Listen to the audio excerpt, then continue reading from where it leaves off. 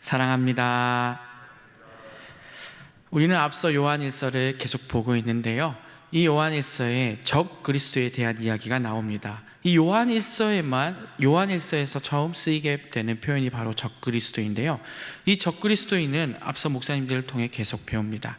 형제를 미워하는 자들, 또 그들과 이스라엘 백성들이 계속 처음부터 싸워야 했고, 그들과 마지막 때를 바라보면서 우리는 싸워 이겨야 한다고 말씀을 통해 계속 배우고 있습니다. 오늘 본문은 외적인 것이 아니라 우리가 그리스도인으로 살면서 우리가 어떻게 살아야 하는지, 어떠한 마음을 가져야 하는지를 오늘 본문을 통해서 나와 있는데요, 앞서 이야기한 적그리스도, 그들에게 맞서 싸우기 위해 우리는 어떠한 마음을 가져야 할지 오늘 본문을 통해 살펴봤으면 좋겠습니다. 그리고 오늘 본문 말씀을 기억하며 또 우리가 하나님 안에서 하나님 안에 거하는 우리 모두가 되기를 바랍니다. 24절에 처음에 보면 처음 들은 것을 거하게 하라 라고 이야기하고 있습니다. 오늘 본문의 핵심 단어는 바로 거하라인데요, 이 거하라라는 단어의 뜻은 24절을 보면서 설명할 수가 있습니다. 처음부터 지금까지 그 마음을 변치 않고 가지고 가는 것을 바로 거하라 라고 말하고 있는 것이죠. 우리는 어떻게 하나님을 처음 만났을 때를 다 기억하실 것입니다.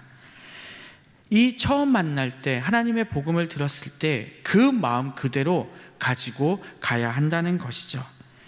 주님 안에 거하야 하는데 처음 들은 그 마음, 그 상태로 믿음이 흔들리지 않고 말씀 들은 자들이 그 마음 그대로 하나님 앞에 거하며 살라고 이야기하는 것입니다. 우리는 처음 복음을 접한 순간이 우리에겐 너무나도 귀합니다. 그 받은 그 말씀 그대로 내 안에서 그 말씀을 지키며 살아가야 하는데요, 이때 당시에도 말씀을 들은 사람들은 너무나도 위대한 사람들이었습니다. 왜 그랬을까요? 이들이 말씀을 누구에게 받았나요? 바로 사도들에게 받았습니다. 예수님을 본 사람들, 예수님의 이야기를 직접 들은 자들로부터 이들은 가르침을 받았고 배웠습니다. 그들에게 그 하나님을 믿는 믿음이 얼마나 뜨거웠겠습니까? 그들에게 이 말씀을 붙들고 살아가는 것은 오히려 우리보다도 더 쉬웠을 것입니다. 그러한 그 믿음을 가진 자들 보고 하나님께서 그 안에 거하라라고 요한은 이야기하고 있습니다. 25절 오늘 본문에 보니 거한 사람들은 끝까지 그 말씀을 듣고 따르는 사람들에게 주어지는 보상이 있습니다. 그 보상은 직접 설명되어 있습니다. 주님은 우리에게 약속하셨습니다. 뭘 주시겠다고요? 바로 영원한 생명을 주시겠다고 우리가 약속하셨습니다. 이것은 하나님께서 우리에게 약속하신 것입니다. 영생이 무엇입니까? 이 세상에 그 어느 것도 그 영생보다 값진 것은 존재하지 않습니다. 우리가 하나님을 믿고 따를 때, 하나님 안에 거할 때 우리가 받는 보상은 영생임을 믿습니다. 우리는 이 하나님께서 약속하신 영생을 믿고 그 안에서 하나님을 믿으시기 바랍니다. 26절에 보니 앞서 말한 이야기를 다시 언급합니다. 24, 25절을 통해서 주님이 우리 안에 거해야 된다고 말씀하시고 그 거해야 되는 이유를 설명하시는데요, 그 거해야 되는 이유는 바로 미혹하는 자들을 조심하기 위해서입니다. 미혹하는 자들이 누굴까요? 바로 적그리스도인이죠. 이 사람들, 새로운 것을 유혹하고 신선해 보이는 것을 우리에게 주는데 이 사람들은 거짓 선생들이죠. 이들에게 우리가 유혹되지 않으려면 뭐 해야 된다고요?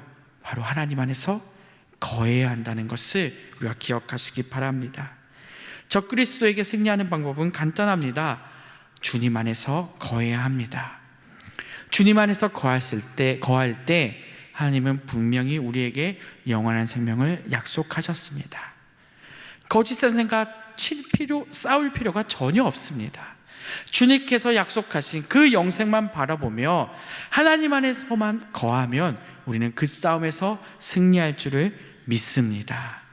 26절에 기름 부음, 즉 성령이 우리 안에 또 계속 거해야 한다고 이야기하고 있습니다. 성령이 거한다는 것은 무엇입니까? 우리가 그 성령 안에 사로잡혀서 그 성령 안에서 우리가 삶을 살아간다는 것이죠. 성령님은 우리를 이끄시고 인도하실 줄을 믿습니다.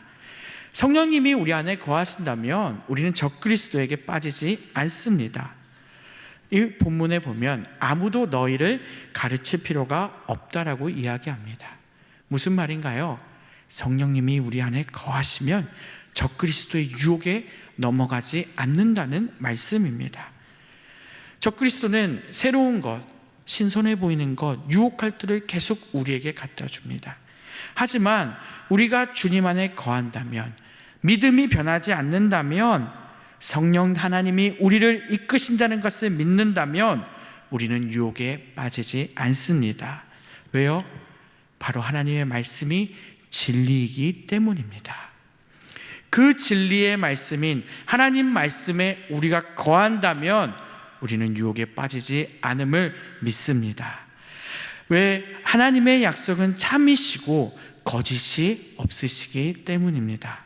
그렇기에 우리는 배운 대로, 처음부터 가르침 받은 대로 그 하나님의 말씀을 따르고 거할 줄 믿습니다.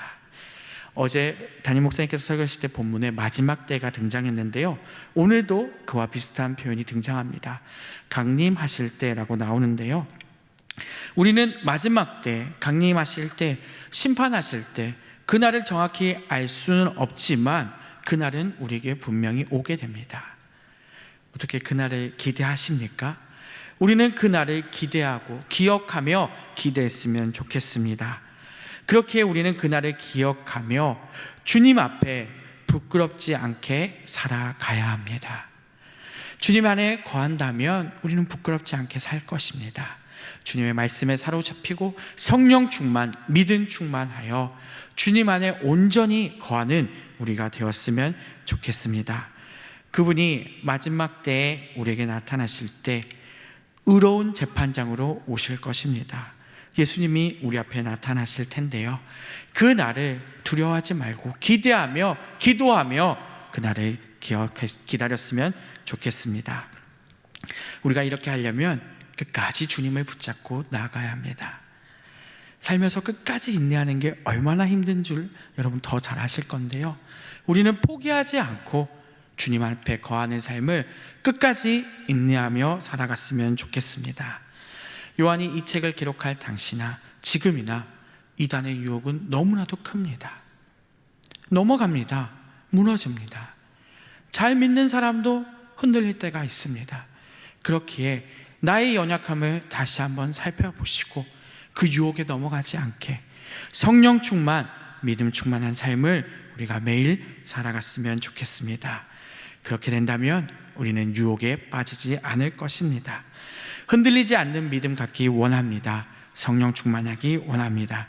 그러한 때 우리는 주님 안에 거하는 삶을 살게 될 것을 믿습니다. 말씀을 맺겠습니다. 하나님은 의로운 분이십니다. 그분이 의로우시면 자녀된 우리 역시 의로워야 합니다. 우리는 하나님을 닮아 하나님의 말씀을 배운 대로 우리의 삶에서 의로운 행동들이 나타나기 원합니다. 왜요? 우리는 그분의 가르침을 받은 자들이기 때문입니다. 하나님을 닮아 의를 행하여 하나님 안에 거하는 우리 일상교회 성도님들 되었으면 좋겠습니다. 그러한 때 확실한 보상이 우리에게 있습니다. 바로 영원한 생명을 얻게 됩니다. 그 하늘나라의 보상을 바라보며 사는 우리 모두가 되었으면 좋겠습니다. 기도하겠습니다.